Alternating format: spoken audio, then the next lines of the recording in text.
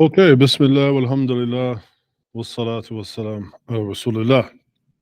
So we are going to continue with our reading of Shaykh al-Majjāji's al-Muhadhdhab min al-Fiqh al-Maliki wa adilatuh.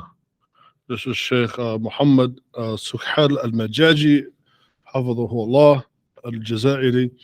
Um, this is a collection of, it's a three-part collection of Maliki Fiqh by the Algerian scholar Shaykh al-Majjājī, may Allah preserve him. And it's a reduction of an introductory, it's really meant to be like an introductory course or reading into Maliki Fiqh. And the title, for those of you that can see online, right, the title is called al-Muhadhdhab, which means to prune or to trim. And as we studied before, right, his idea is that the study of fiqh can be quite extensive and sometimes can be quite intimidating because of the fact that you can kind of get lost in an ocean of details and waqilas and qalas. You can kind of get lost in the sauce, which particularly for the introductory student. He had this in mind to create a text for the introductory student, for the average Muslim, under the guise, still under the guise of a teacher, that this would be a book would be taught from to ease the facilitation of learning the basics of how we worship Allah. And we are now in the Kitab al-Salah, so we've been in the chapter on prayer. And so the previous session, you can go look up on YouTube. All the previous sessions are there. They're recorded on our YouTube channel. You can just look up Middle Ground Muslim Center on YouTube, and there'll be a playlist for Maliki Fiqh there. And the last session we did was awqat as-salah, the different times of the prayer. And so for this one, we're now in the fasl, or in a detailed analysis of looking at fi qada al-fawaid, what he calls looking now at how do you deal with missed prayers, because now that we understand, inshallah, how to do tahara, how to make wudu, how to make ghusl, how to handle if we're a woman on our haid, if we're on our menstrual cycle. Alhamdulillah, we've learned the basics of that. Now we've understood some generalities as it relates to the performance of the prayer, like its times. Now we're also going to deal with an inevitability. What happens if you miss a prayer? What happens when you miss a prayer? And so in these two, in this session, we're going to cover two things: the qada of al-fawaid, right, how to deal with missed prayers, and then a quick introduction to the adhan and the iqamah. So that's what we're going to cover this week. And so, hafidhahu Allah, the Shaykh says, Kitab al-Salati, faslun fi qada al-fawaid. He said, من فاتته صلاة فخروج جميع وقتها الذي وجبت عليه تعلقت بذمته حتى يقضيها، سواء فاتته لعذر من نوم أو نسيان. And let me correct it here. I have a typo. I am the king of typos. That's not N nisya, that is O nisyan. So whoever misses a prayer, anyone that misses a prayer, meaning that the time has elapsed.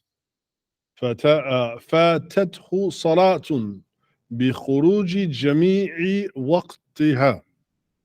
So when, every prayer has its time. Fajr, from when the first light begins until the rising of the sun. Dhuhr, from the dhilal until the certain length of the shadow, and on and on. So every prayer has a window of time, and then when that time is passed, now there is a qada that is owed. You have to make it up. So how do you do that? Whoever misses the prayer that goes beyond its designated time, he said, which is alladhi wajabat alayhi, which is obligatory for the person to do. Obviously, and there'll be maybe a few exceptions, but in general, let's say, for instance, you're going to pray dhuhr, and the time for dhuhr has come and go. Now, you prayed the dhuhr prayer on time, but the time for the dhuhr salah has come and gone. And with the dhuhr prayer, there are some nawafil or some extra prayers that you can do that are not mandatory. Once its time is gone, there's no qada, there's no makeup for those.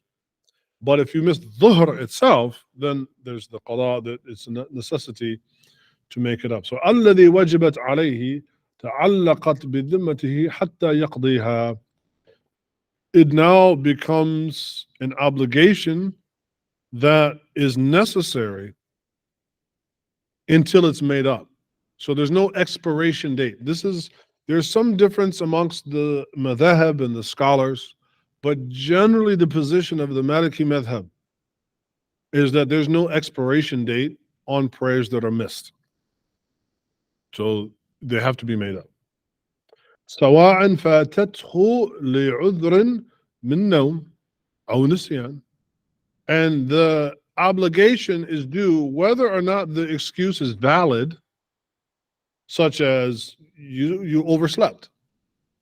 You went to sleep and you overslept. You set your alarm didn't go off, or you didn't hear it, or whatever. You overslept, or you were just overcome by sleep. You didn't plan on sleeping. Boom, you fell asleep, and so you missed your prayer time. Then fi udhr, there is a valid excuse, but you still have to make it up. Or even nisyan, you just forgot. Sometimes people they forget. أو تعمد ذلك, or even if intentionally, for whatever reason, you intentionally did not miss the prayer, then you still have to make it up. Right? So that's important.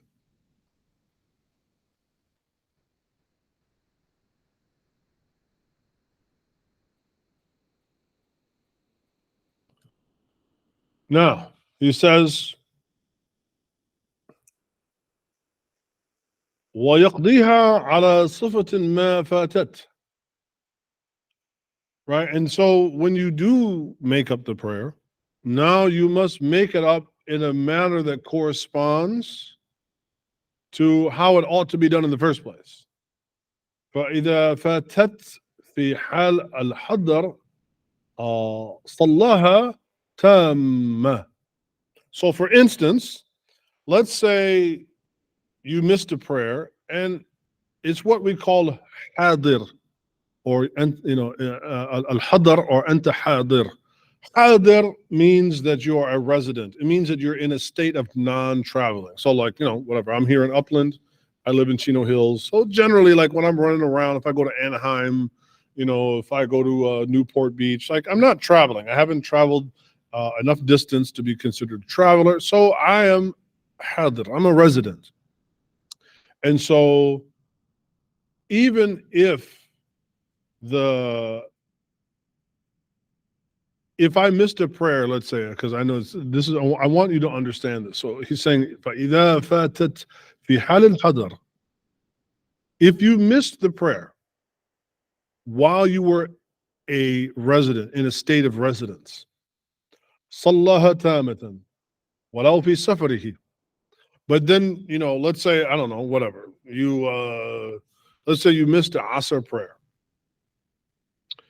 And then you hop on a plane and you go to Thailand or something. I don't know. You hop on a plane and now you're a traveler. When you get there, even though you are now in a state of traveling, which normally you can reduce your prayer right? Like, so for instance, al-Dhuhr and Asr can be reduced from 4 raka'ah to 2 raka'ah, and you can also combine them together. But to make up the prayer that you missed, the Asr prayer you missed before you left, even though you are in a state of traveling, the prayer that you missed was missed in a state of residence, you make up the prayer as the full 4 count, even though you are traveling. So you can make up prayers that you missed while traveling, 1. 2, if the prayers that you missed while traveling were missed in a state of residence, then despite traveling, those specific missed prayers are made up in the normal resident way. وَإِذَا فَاتَتْهُ فِي حَالِ السَّفَرِ, and you can see where this is going. Then, if you missed a prayer while you were traveling, صَلَّاهَا مَقْصُورًا وَلَوْ فِي الْحَضَرِ. So let's say while you were in Thailand, you missed Dhuhr, and the normal habit of while you're traveling is to pray Dhuhr as 2 raka'ah versus 4, because you shorten it.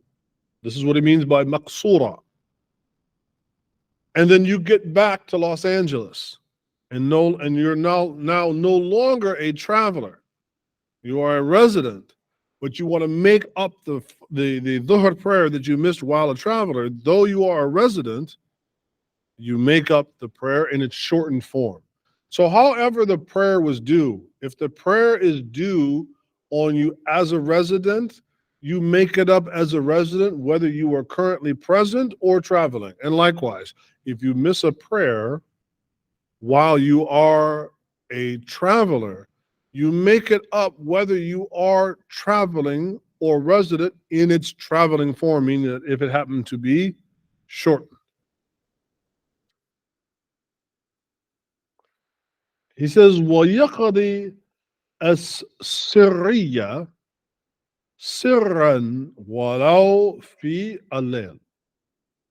So additionally, and comprehensively, when you're making up prayers, you make them up as they were when they expired. So he's saying that, for instance, if the prayer that you missed was one of the silent prayers, like al-Dhuhr and Asr, normally when we pray Dhuhr and Asr, whether as a resident or as traveling, we do not say the entirety of the Salah out loud. You know, takbir al-ihram and right, the takbirat. But generally speaking, the prayer is a silent prayer. Then, let's say you missed a Dhuhr prayer, and you make it up at night.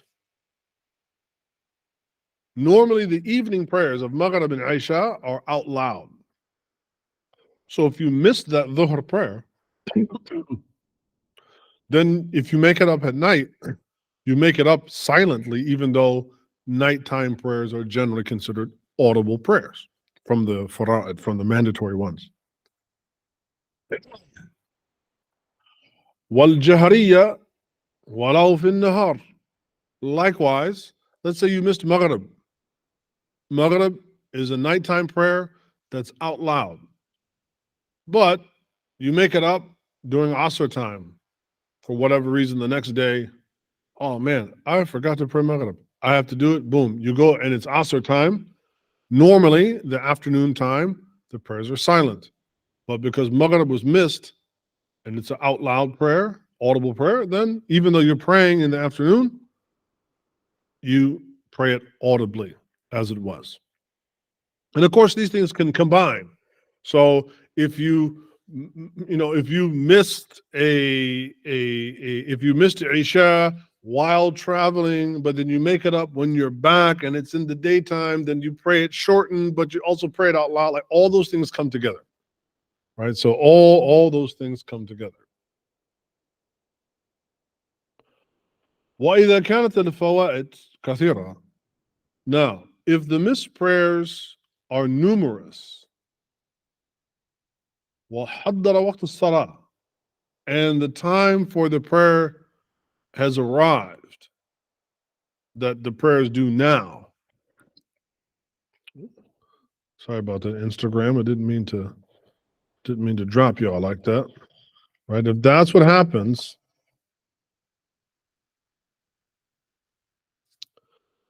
then he said, وَجَبَ تَقْدِيمَ الْحَاضِرَ عَلَيْهَا.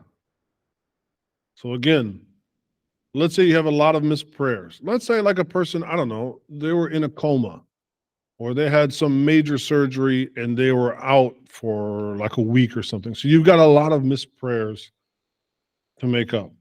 Or, to be quite honest, let's say a person they left the prayer for a while. This happens. We have to be honest. Sometimes people stop praying.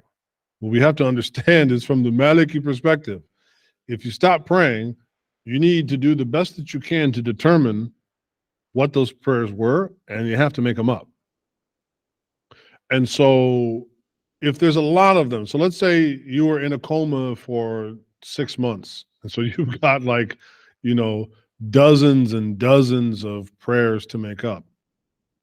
And Dhuhr comes in right now. It's like 11:45, boom, Dhuhr is in. What takes precedence? Praying Dhuhr takes precedence because you have a lot of missed prayers to make up. So you pray your Dhuhr, and then after your Dhuhr, then you make up some of those missed prayers. And you have to keep working at it, right? أما إذا كانت يسيرة, but let's say it was just a couple. Let's say, I don't know, you had like some dental work and you were out for, or some procedure and you were out for like half the day. So maybe you missed Asr and Maghrib or Dhuhr and Asr. Let's say you missed 2 or 3 prayers due to like a procedure. أما إذا كانت يسيرة فالواجب تقديم الفوائد على الحاضرة. Then in that case, it's flipped, as you might predict. So if it's only a few in number and the prayer comes in and you can pray those few missed prayers before the prayer that is due goes out, then the missed prayers in this case take precedence and you pray those, then you pray the one that's wajib, and then inshallah you're all done. Right? So just to recap, right? If you have a lot of missed prayers due to whatever set of circumstances, and the prayer that comes in is in, you pray that first, then you get to what you need to make up if there's a lot. But if there are only a few and there's time to get them done before the prayer goes out, then you make up those ones that were missed and then you pray the one that's mandatory. وَإِذَا كَانَتْ الْفَائِتَةِ, if the missed prayer مُشْتَرِكَةً فِي وَقْتِ مَعَ الْحَاضِرَةِ, so if the missed prayer then shares its time with the current prayer. So let's say, you missed Isha and now it's the next day and you got to make up Isha, or you're going to make it up at the time of Isha. وإذا كانت الفائدة مشتركة في وقت مع الحاضرة كالظهرين أو العشاءين, like either ظهر or Isha, right? And you're making up ظهر and Isha. فإن الترتيب شرط في صحة الثانية. Then maintaining the chronological order is a condition for the validity of the second one. So it's time for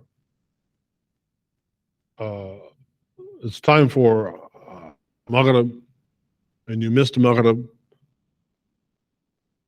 then you pray your Maghrib that's due now, and you pray the one that was missed, and then you pray the one that's due now, as long as you have the time to get it. يكره التطوع بالصلاة بعد طلوع الفجر حتى تصلى الصبح. So now he said it is disliked, it is makruh, not haram, but very, very much disliked for the voluntary prayers to be performed after subh until the sun rises, except for the 2 units of subh, which of course are mandatory. إلا ركعتي الفجر. So, if it's not a mandatory prayer, now this is the one that's particularly about subh. So a little note here. In the Maliki Madhab, what Muslims will commonly refer to as Fajr, meaning the 2 units of prayer that you must pray in the morning, عند المالكية, as it is for the Malikis in our istilaha, in our terminology, we actually call the 2 mandatory prayers in the morning, we call them as-subh. And the 2 sunnah prayers, so to speak, that generally are performed before the 2 mandatory ones in the morning, we call this Fajr. Now, as it relates to, you said it is disliked for the التطوع بالصلاة بعد طلوع الفجر, right? After the dawn, right? Until it rises, except for those 2 of Sabah. So, let's say Fajr comes in at 4:30 and it ends at 6. And you, let's say for whatever reason, woke up very late or moderately late. And it's, I don't know, 6 o'clock. And you pray for about, say, 20 minutes. And you still got a solid 10 minutes left before the sun will rise. You can make up those ones that are missed for the Subh Fajr prayer. And in this case, it's not makruh. But for the other ones, it will be. Meaning that generally, if you miss them, you missed it. And it's makruh to make them up. He says, وَبَعْدَهَا حَتَّى تَطْلَعَ الشَّمْسِ وَتَرْتَفِعَ. So you can do that until the sun rises. Of course, once the sun rises, all prayer has to stop because we don't pray as the sun is rising.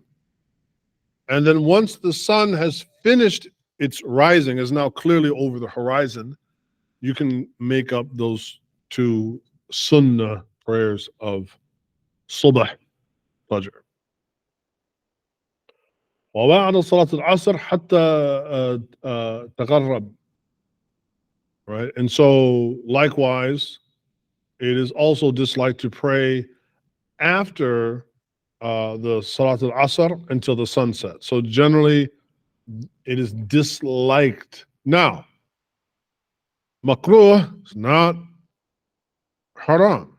I mean, there's no punishment, but it's not something that should be done habitually, and it is disliked. Now, let's say you have a couple of missed prayers. You prayed Asr. Can you pray a missed prayer, the qada al-fawaid? Yes, you can.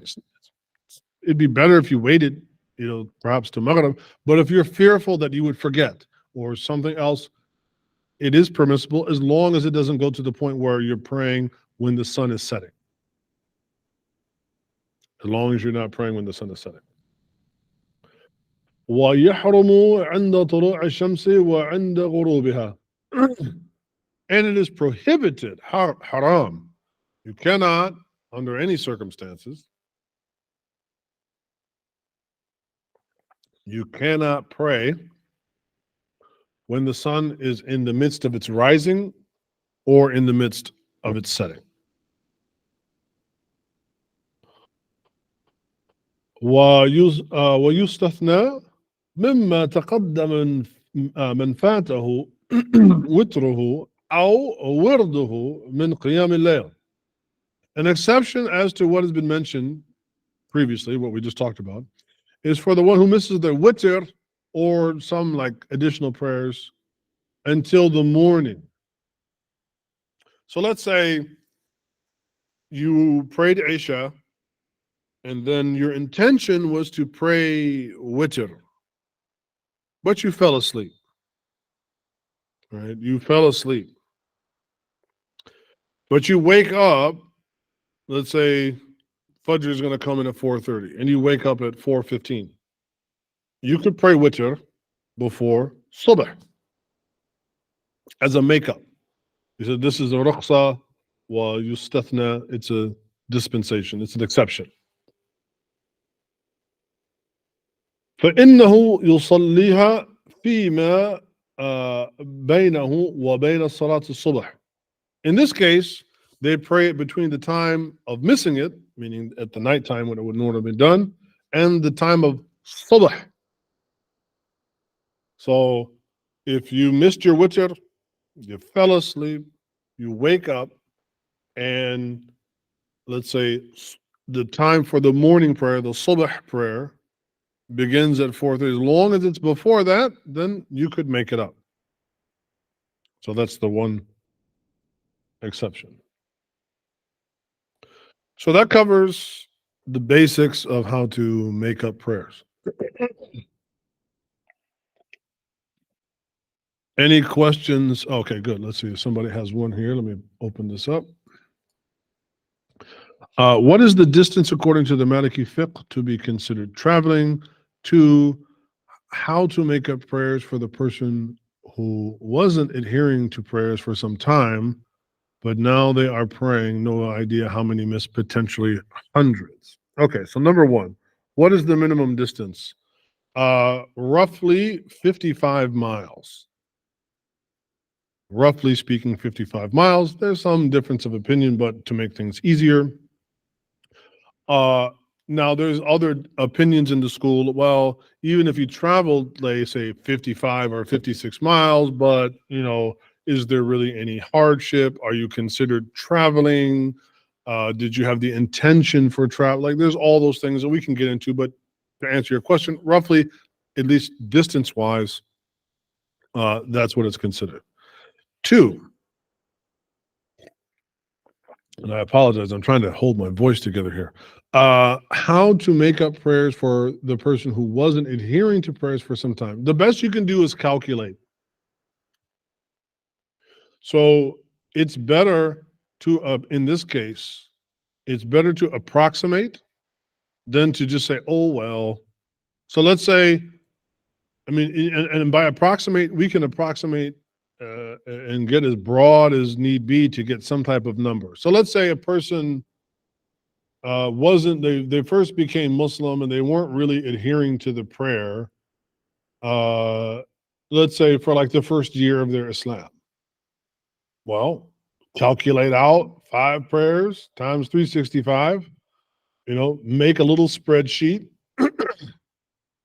and slowly work them off.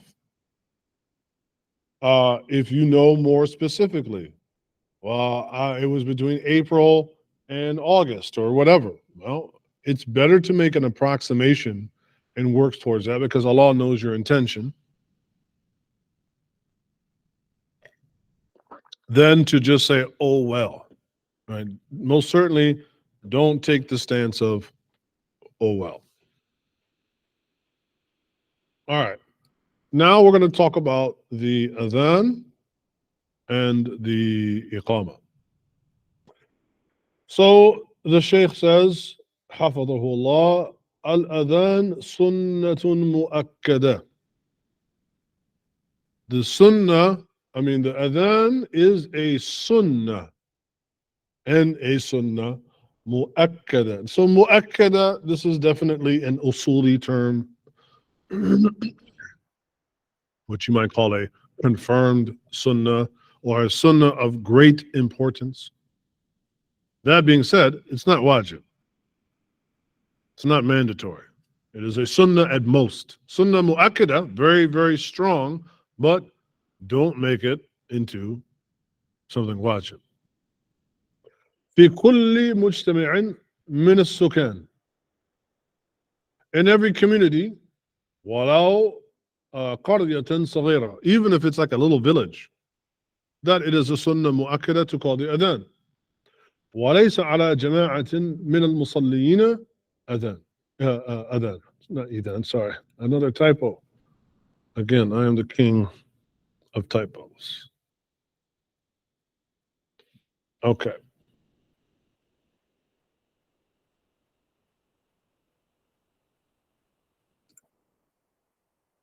So he's saying that also, however, there is no adhan for prayer, for a group of worshipers if they do not intend to invite others to join them in the prayer. This is very important. So imagine, I don't know, you're at the beach or you're in the woods. If you're in the woods, even if you're with like a couple of friends or your family, there's no adhan because there's nobody else to invite. Because the adhan is nida, al-adhan huwa nida wa da'wa. Right? The adhan is an invitation. So there's got to be somebody to invite. So if you're on the beach by yourself, well, actually, forget about by yourself. That's a whole, we're going to get to that. If you're at the beach with some friends, or your family, or you're camping, or you're somewhere where it's just the few, or in your office, let's say you and a couple of other Muslims happen to work in the same office building, and you get together to pray. Well, if there ain't nobody else to invite, then there's no need to call the adhan. So what? وَلَيْسَ عَلَى جَمَاعَةٍ مِنَ الْمُصَلِّيِّينَ أَذَانٌ إِذَا يُرِيدُونَ دَعْوَةَ غَيْرِهِمْ لِلصَّلَاةِ مَعَهُمْ. So again, there's nobody there. وَلَا عَلَى الْمُنْفَرِدِ فِي صَلَاتِهِ. Likewise, if a person is by themselves and you're going to pray, there's no adhan. You don't call the adhan for yourself. وَلَا يُؤَذِّنُ لِلصَّلَاةِ غَيْرِ مَكْتُوبَةٍ. Also, there's no salah for those prayers that are not mandatory. So that's why there's no adhan for Eid. For Salat al-Eid, ma fi khutbah. There's no adhan for Salat al-Janazah. For the funeral prayer, there's no adhan. And for Witr, there is no adhan. For at-Tarawih, there's no adhan. So he says, وَلَا يُؤَذِّنُ لِصَلَاةٍ غَيْرِ مَكْتُوبَةٍ كَالْعِيدَيْنِ, like for the two Eids, وَالتَّرَاوِيح, like the prayer during Ramadan we do, a Tarawih prayer, وَالْإِسْتِسْقَاء وَمِثْلِهَا, right, like, or the prayer for rain, there's no adhan. وَلَا قَضَاء صَلَاة فَائِتَةٍ. And so there's also no there's no adhan when you're making up missed prayers, because when you make up missed prayers, you're only making up the salawat maktuba. You're only making up mandatory prayers. But for missed mandatory prayers, there's no adhan. So let's say, wa na'udhu billah, you and your wife or you and your husband were in a car accident and you were just kind of out of it, and let's say you missed a couple of prayers because they had to take you to the hospital, and this is, alhamdulillah, you're okay, but you missed a couple of prayers, and you both missed the same Maghrib and Isha, let's say. You can make the prayers up, but you cannot call the adhan for them.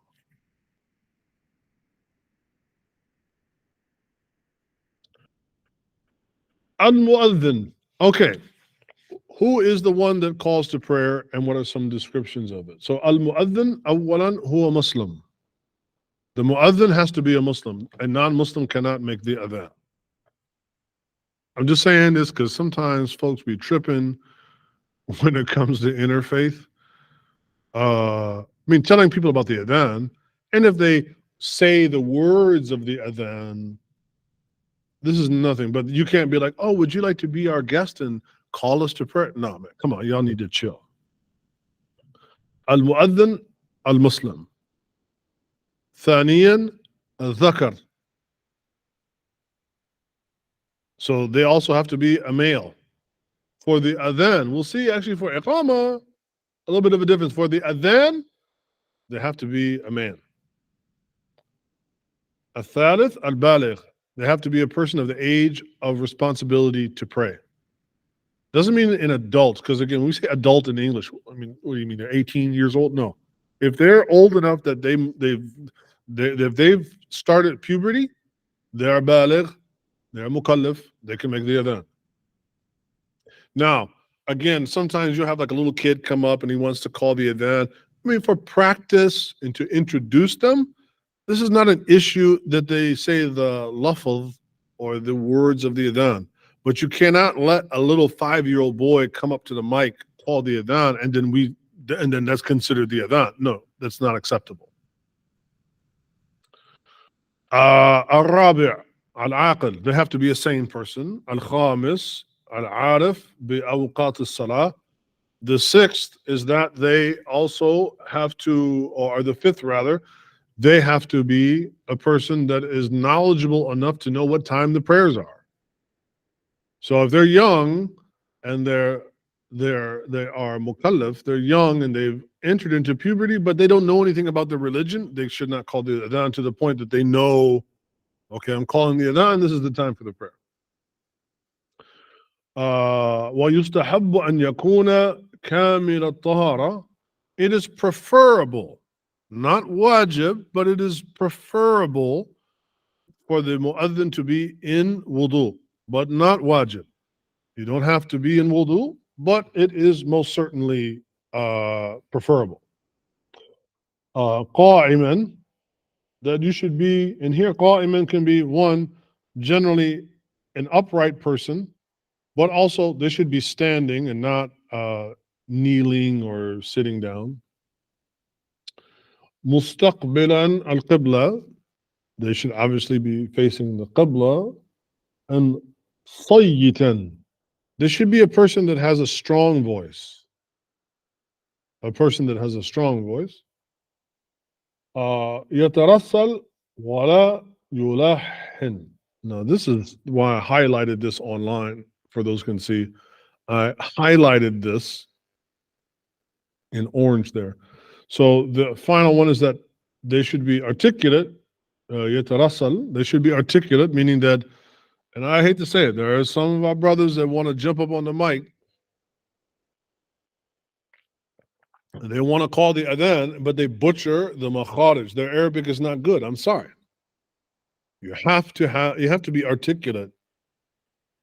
Some of our brothers get up there and they think they're al-Jaro and they just start butchering the language. You have to be able to, in the same way, like if you're going to lead the prayer, you have to be a person that is mutarassal. You have to be a person that can speak articulately. Wala yulahil. The other component, and this is why some people, if you've ever gone to Morocco, maybe some of the other North African countries, some people will notice that the adhan there is a little different. It's just Allahu Akbar, Allahu Akbar, Shadu an la ilaha illallah, and so on. Why? Because it should not be embellished. I know this is going to be like, oh man. No, it's very true. In the Maliki Madhab, all this people, they might have a beautiful voice. And they know the maqamat and the different modes and the sketch. That's all nice. But that's not the place for it in the adhan. عند المالكية عند مذهب Imam Malik rahimahullah. That is not according to the madhab of Imam Malik. It should be loud, clear, articulate, precise, and unembellished. Now for the iqamah. Al-iqamah sunnah mu'akkada aydan. The iqamah is also a sunnah mu'akkada, not wajib. And I'm not belittling it, but don't make it wajib. It's not mandatory, but it is highly, highly recommended. بين يدي كل صلاة مفروضة, before every mandatory prayer. Obviously, no iqamah for nawafil prayers, and no iqamah for missed prayers, just like for the adhan. والسنة أن يقيم واحد في جماعة. It is preferable that the iqamah be done by only one person. The sunnah of it. Is it Is it mandatory? No, but it is a sunnah that it should only be done by one person in the group. وَالْمَرْأَةُ إِنْ أَقَامَتْ فَحَسَنْ. A woman can even call the iqamah if need be. وَإِلَّا فَلَا حَرْجْ عَلَيْهَا. And there's no harm in her doing so. But not the adhan. I know this probably goes. I might have to get some security for this one. وَتُسِرُّ بِهَا كَالصَّلَاةِ. And she performs it like, right, regular for the prayer. وَلَا بَأْسَ أَنْ يَتَوَلَّى الْإِقَامَةِ غَيْرَ مَنْ يَتَوَلَّى الْأَذَانِ. There's also no harm if one person calls the adhan, or rather particularly one man calls the adhan, and another man, or if need be a woman, calls the iqamah. They don't have to be the same person, right? You said that there's no wala bats, there's no issue with this. So it doesn't have to be the same person. Any questions or comments on either the makeup of prayers or the adhan or the iqamah?